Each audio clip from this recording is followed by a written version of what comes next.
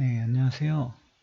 오늘은 건축장기 기술사나 발송배당 기술사에 나오는 계산 문제에 대해서 이야기를 해보려고 해요.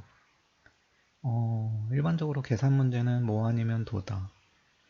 틀리면 빵점이기 때문에 위험하다. 이런 생각으로 아예 공부를 안 하시는 분들이 많은 것 같아요.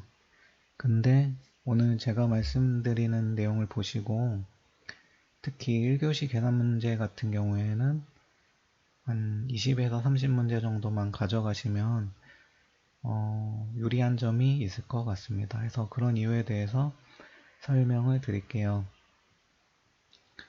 이제 어느 정도 공부가 되시고 시험장에서 시험을 치시면 느끼게 되겠지만 이제 1교시 같은 경우에 총 10문제를 풀어야 되잖아요. 그러면 이제 뭐 강의가 됐든 어떤 책을 기본서를 통해 책의 내용을 썼든 책의 내용이나 강의 내용 정도로 쓰게 되면 보통 5에서 6점의 점수가 나와요. 이거는 이제 일반적인 내용들이고 그 어느 정도 공부한 수험생들의 경우 이 정도 수준으로 다 써내기 때문에 이 점수 이상을 받는 게 생각보다 쉽지가 않아요. 저도 뭐 합격하기 전까지 대부분의 문제는 뭐 5점, 6점 수준이었고 좀 내가 잘 아는 분야 같은 경우가 나왔을 때 7점까지 받았던 것 같아요. 그 말은 무슨 말이냐면 내가 아는 문제 10가 10문제를 다 썼다 하더라도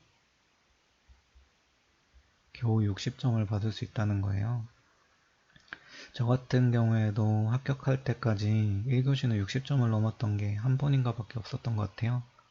근데 그 한 번이 이제 간단한 계산 문제가 나와가지고 제가 알고 있는 내용이라서 그 계산 문제를 풀어서 그 계산 문제가 10점을 받아서 그래서 60점을 받았던 거예요. 해서 이제 이렇게 7점 이상을 받으려면 진짜 더 공부를 많이 해야 돼요. 근데 이 경우에는 워낙 1교시는 문제가 다양하기 때문에 이렇게 균일하게 받기가 힘들어요. 그런데 어느 회차에 시험을 봤는데 간단한 계산 문제가 나왔어요.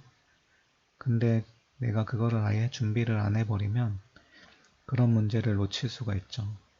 그러면은 이렇게 10점을 받을 수 있는 기회를 놓치게 되는 거예요. 이게 1교시 계산 문제를 제대로 풀면 좋은 점이 일단 첫 번째로 아까 말씀드렸다시피 10점을 받을 수 있다는 거.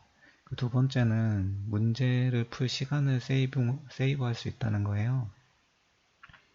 보통 이제 1교시는 한 문제당 10분 정도 풀어야 되기 때문에 시간이 진짜 모자라거든요. 근데 계산 문제의 경우에는 간단한 계산 문제는 5분이면 풀 수 있어요.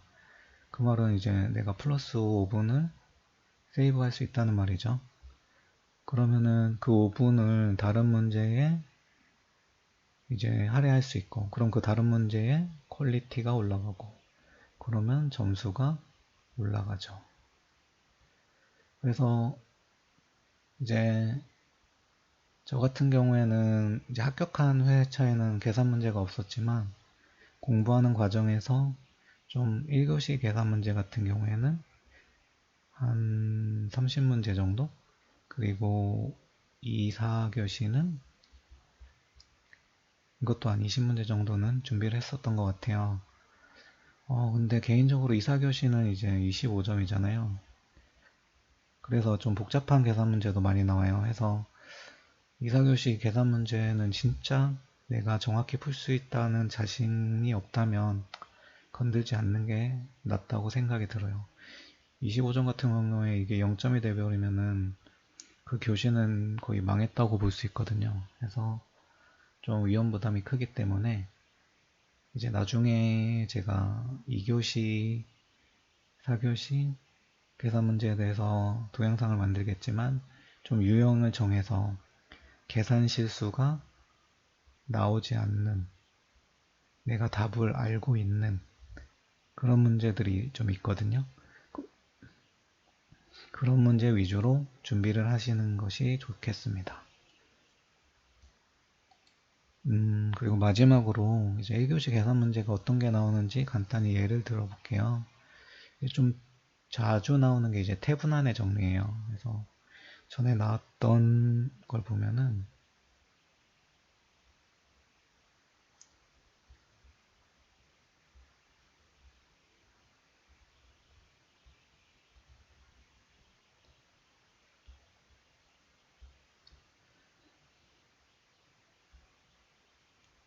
뭐 이렇게 간단한 문제가 나왔어요. 근데 이거 같은 경우에는 진짜 풀어야 되는 문제예요. 근데 내가 공부를 하면서 태분한 정리를 아예 손을 떼고 있으면 못 풀거든요. 근데 이런 문제는 진짜 5분도 안 걸리는 문제이기 때문에 이런 것들은 정리해두면 10점을 먹으면서 시간도 세이브 될 수가 있죠. 해서 뭐 태분한의 정리는 어려운 게 아니에요. 그 주 목적은 이 주 단자를 기준으로 이쪽이 뭐 병렬 회로로 돼 있어 복잡하잖아요. 결국에는 여기 전류를 구해야 되는데 이거를 복잡하게 하고 이것까지 합성을 해서 구해야 되는 거니까 이 부분을 이제 간단히 직렬 회로로 만든다는 개념이에요. 해서 그러기 위해서 첫 번째로 이제 태분한 등가 회로를 그려야 되는데 이제 태분한 전압을 구해야 돼요. 그래서 이 부분은 이제 생각을 하지 마시고 이 회로만 보는 거예요. 해서 3V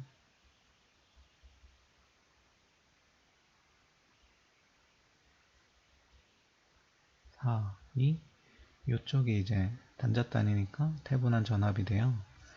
이거는 뭐 저희 그냥 분배 법칙만 하면 되잖아요. 4 더하기 2에 2 곱하기 3V 여기 1V 나오는데 그럼 태분한 전압분 구한 거예요. 그리고 좀 헷갈려 하시는 게 이제 태분한 등가 저항이거든요. 이거는 주의하실 게 요 회로에 있는 요 전압원이나 전류원만 잘 처리해 주시면 돼요. 해서 이런 전압원은 영향을 적게 주는 걸 생각해서 전압은 이제 단락일 때 0V잖아요. 해서 단락시켜 버리는 거고 전류원은 이제 개방할 때 전류가 0이다 라고 생각해서 개방한다. 이렇게 생각하시면 돼요. 해서 이거 같은 경우에는 단락을 시키고 이렇게 회로를 보는 거죠.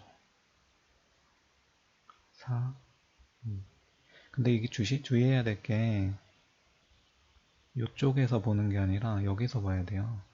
여기서 보면은 4옴이랑 2옴이 병렬로 연결돼 있잖아요. 그러면 4, 2를 병렬로 이제 계산해야 돼요. 병렬회로 저항 계산은 분모에다가 4분의 1 더하기 2분의 1분의 1 이걸 하시면 돼요. 그러면은 뭐 계산기로 제가 나중에 계산기로 쉽게 병렬 저항회로 계산하는 방법도 알려드릴게요. 그래서 되게 간단해요. 해서 하면 3분의 2옴이 나와요.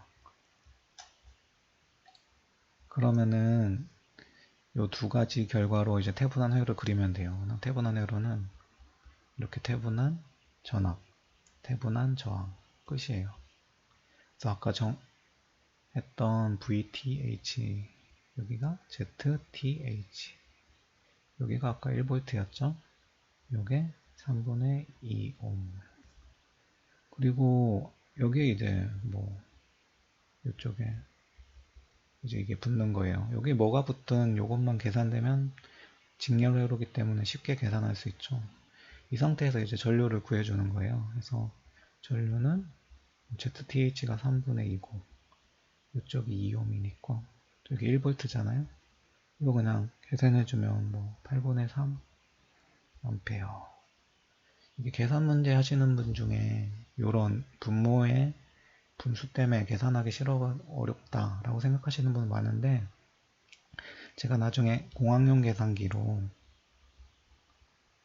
진짜 쉽게 계산할 수 있어요. 계산기에 보면은 여기도 좀 마이너스 1 된 거 있거든요.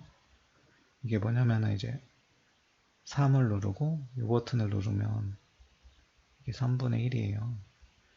그래서 이런 식으로 하면은 계산기에서 실수 없이 금방 계산이 돼요. 그래서 이게 저희가 손으로 푸는 게 아니고 계산기로 푸는 거기 때문에 이런 거는 몇 번 해봐서 익숙해지면 진짜 아무것도 아니에요. 그래서 이제 이런 문제를 놓치면 안 되죠. 이런 거를 풀어버리면 진짜 1교시는 다른 사람들은 계산 문제라서 안 푼다. 근데 나는 풀었다. 그럼 이게 10점. 다른 사람은 다른 문제 풀어서 이게 5점 맞았다. 그럼 내가 여기서 플러스 5점에 이익을 가지고 시작하는 거죠. 그럼 이게 나중엔 합격의 팩터가 돼요. 이게 결국에는 기숙사 시험이란 게 이제 뭐 500명이 보면 보통 뭐 필기를 뭐 15명 뽑는다 치면 거의 한 50명 정도 이제 어느 수준에 올라온 사람들끼리 경쟁이라고 생각하거든요. 그럼 거의 뭐 57점에서 60점 사이에 진짜 다 분포하세요, 이런 분들이.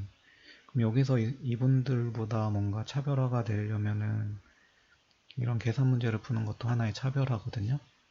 그래서 좀 이런 생각을 가지시고 공부를 하셨으면 좋겠습니다. 그래서 저희 다음 동영상부터는 좀 간단하게 풀 수 있는 계산 문제들을 좀 같이 풀면서 계산 문제에 대한 두려움을 없애고 좀 하나의 필살기로서 가져갈 수 있도록 도움을 드리겠습니다. 감사합니다.